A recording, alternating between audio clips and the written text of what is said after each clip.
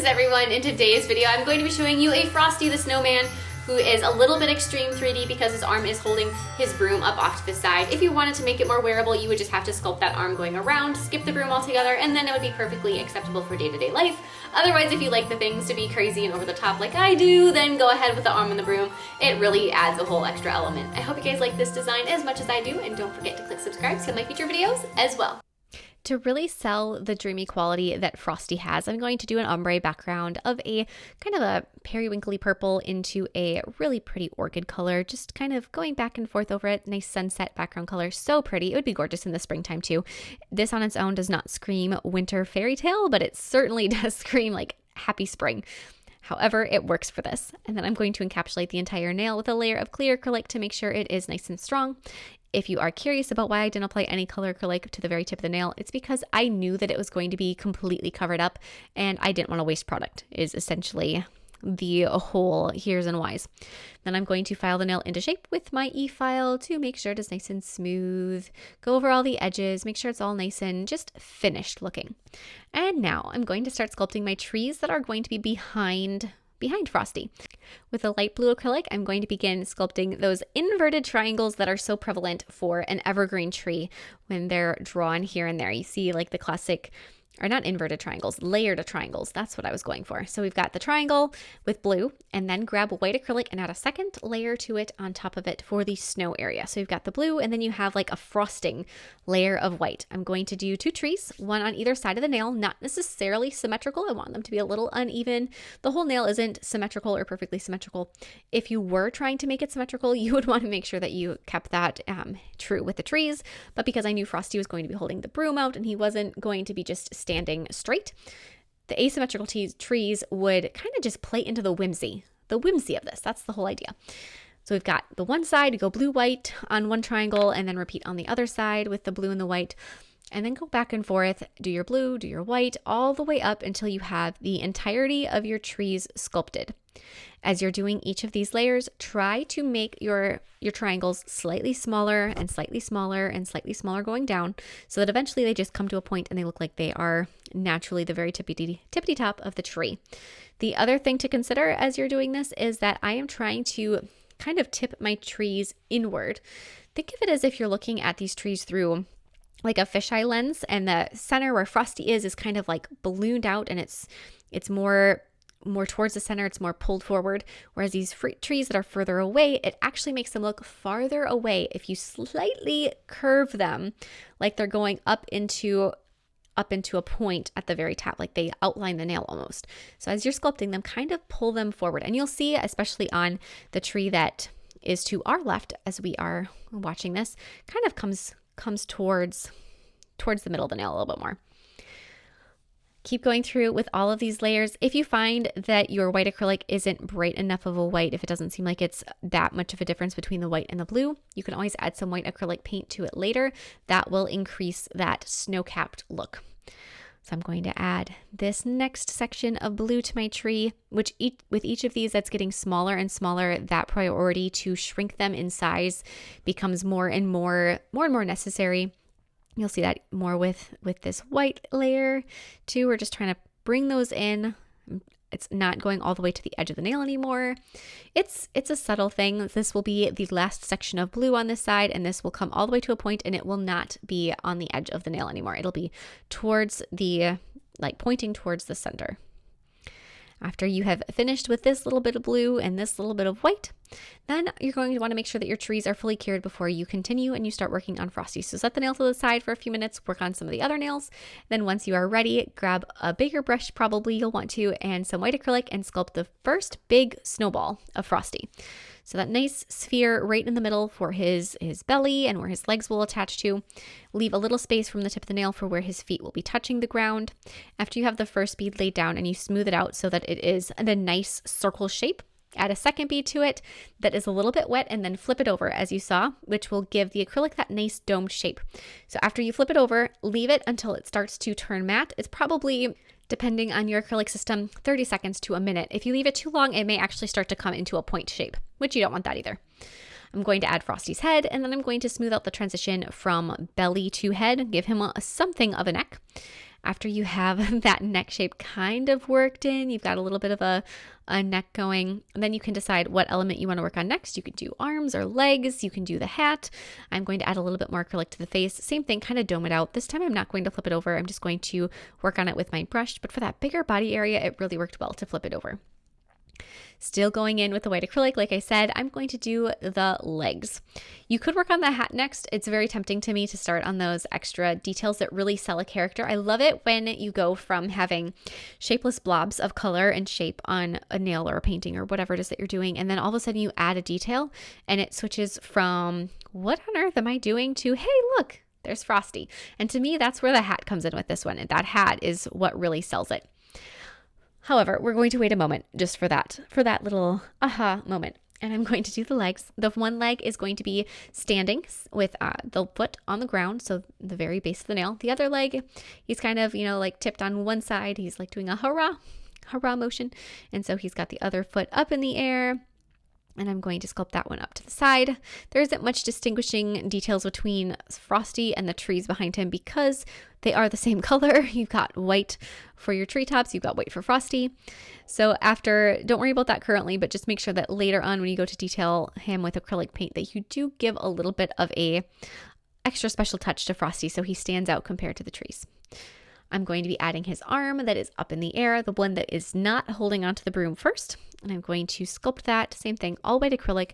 The great thing with sculpting a character like Frosty, who is a white character, is that you get to use white acrylic. And if you are like me and you have a few colors of acrylic that are available to you that are a sculpture acrylic, something from a reputable nail brand that is, really made for nice sculpting experiences, not for color exactly, but really just to sculpt well.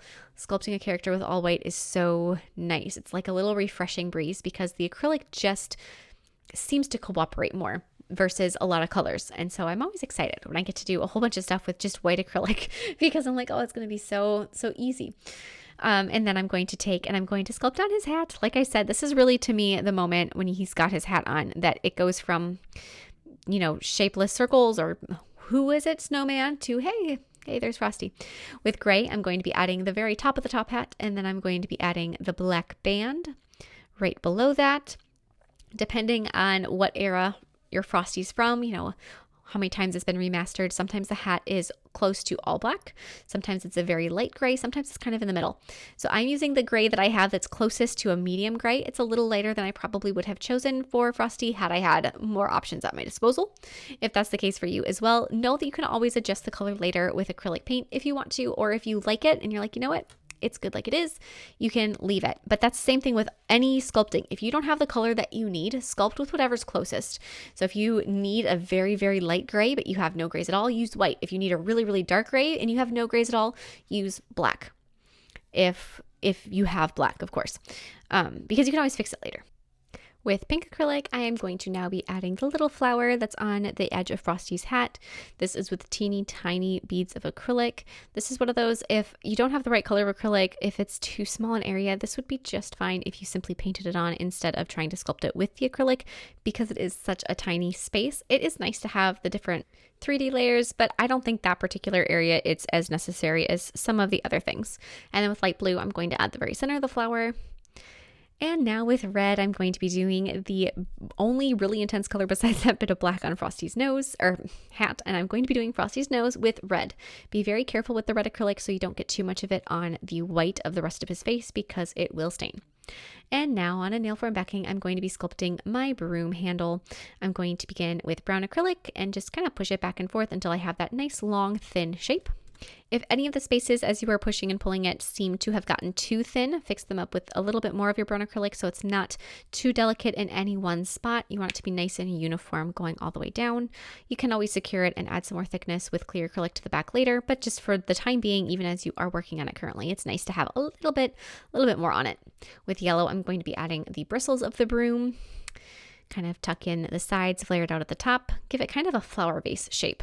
Is the way I look at it. I'm going to be dividing a couple of the bristles right at the top of the broom, a little bit more acrylic at the bottom, kind of round it out. Keep adding a couple layers to this if you feel like you need to, kind of just fill it out where it needs it. Separate those little 3 sections at the top with a little bit more acrylic to each one. And now you get to try to guess how big Frosty's arm is, the one that is holding the broom. Sculpt that shape however long you feel like it needs to be compared to the Frosty that you have sculpted in a nice long swoosh, kind of a oval with a cut off end. And then as you're waiting, pick up your broom. It must be completely cured at this point. Set it onto what would be the palm of his hand and then wrap the fingers around it. Hold that in place until it is actually as if he is grabbing it. It's holding itself up. And then we're going to immediately take and we're going to place that onto the nail where Frosty's arm would be. The back of it may still be slightly sticky, so it's possible that if you just kind of press and hold it, it will hold itself in position without using any glue or other acrylic to start. Then I'm going to grab some more white acrylic and I'm going to secure it in place because that first little bit, the stickiness that was on the back of the arm, would not hold it for very long at all. I'm going to add a little bit more acrylic to the fingers to round them out on the other side. And then I'm going to be sculpting Frosty's pipe. I went back and forth about adding the pipe because it's one of those kind of outdated concepts, especially for a well-meaning snowman that's playing with children. However, it is part of the classic cartoon, and I just felt like he needed that balance. He has the broom that he's holding out on the one side. He needed something to balance it on the other side. So that is why I did go in with the pipe. I would completely understand anybody's decision to skip it. Like I said, I went back and forth about whether or not I felt that it was a good idea to add it. In the end, obviously, I opted to add it. But if you wanted to skip it for obvious reasons, go for it. After all of that's done, you've secured the back of the broom with more clear acrylic. Grab your acrylic paint and we're going to start doing the little detailing that is going to make him come even more to life. With gray paint, I'm going to be doing the outlines across Frosty's snow. So the sides of his body, arms, legs, head. This is where you kind of get to separate him from the trees in the background because it'll give a little bit of a shadow around him that'll make him pop away. So we're going to add all those little bits and pieces. I'm going to also take, after I have all this gray applied, I'm going to grab white acrylic paint and I'm going to be highlighting Frosty's snow. So whereas the trees in the background are pretty much just going to stay the blue and white from the acrylic, Frosty is going to have, he's going to have gray, he's going to have white, he's going to have so much to make him really stand out. With the gray, I'm going to take and I'm going to be adding his smile, the start of his smile with that. And then I'm also going to outline his eyes. Whenever I'm painting a character's face, a lot of times I like to start out with a color that is not black to do the eye outlines, even if in the end it will have black outlines. It's a little bit comforting to know that you're doing the lines to start with gray that's really close to the white, and if they're wrong, it's easier to remove them instead of having a black line that goes haywire, like the one on the top of the hat, where I will have to buff that off, where if it was a gray, it may not matter so much. So I'm going to start, same thing like with the mouth and the smile, I'm going to start it with gray and then go back through and finalize the shapes with the black paint. It's a much easier, a much more peace of mind technique than just going in guns a-blazing and straight with black. I'm going to add in Frosty's pupils, I'm going to put blue inside his mouth. Add all of those last little bits, outline the pipe that are necessary. I felt my pink flower wasn't quite an intense pink as I'd like it. Same thing with the blue. So I'm going to brighten that up. Here's where I'll be adding that little bit of a highlight to Frosty's snow. Use a dabbing motion instead of painting strokes. That'll make it look like it's more of that crystal snow texture. As you can see, I fixed the hat. I did buff it with a nail buffer. It'll take the paint off. You have to be careful when you're doing that, not to take off too much of the acrylic or paint from other areas, but it does work. And then after that, I applied gel sealer over the background, matte top coat over Frosty, and he is all done. I hope you guys like him. I have never sculpted Frosty, and I've only painted him once or twice on clients. He's not a character that I've necessarily thought to sculpt as much as so many other of the classic Christmas characters, like the Grinch. If you guys follow my channel, you know how near and dear he is to my heart. So if you like the Grinch, look at my channel. But otherwise, I hope you like Frosty, and I will see you all next time. Bye!